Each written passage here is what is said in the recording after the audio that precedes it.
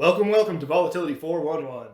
For Equity Armor Investments, I'm Joe Teague. We're having a second straight day in a risk-off environment in the market with a big VIX uptick. Now, we expected maybe a quiet end of spring, start to summer after the Fed meeting and after we got some inflation data that was better than expected. And that has not been the case. Of course, the big story the market is fixated on right now is the debt ceiling. And maybe last week the market was pricing in a resolution, or maybe they'll fight about it, but then eventually come to a resolution. We don't really believe there will be any real problem. But right now, the closer we're getting to the deadline, the higher volatility is rising. Again, we were below 16 in the VIX. Now I mentioned we're 2050, so that's a big increase in a couple of days. And yes, we still have some ways to go to the upside potentially if we go the next couple of weeks without a resolution. As it becomes more and more clear that it's going to be a harder and harder battle.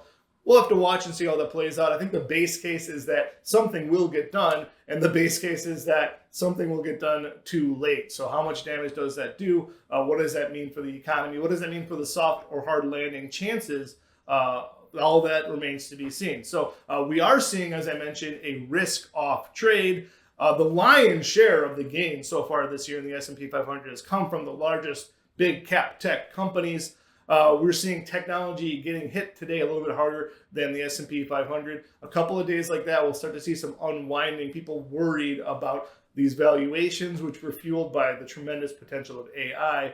Whether or not, if the economy is slowing down, are these valuations justified? For Equity Armor Investments, I'm Joe Teague.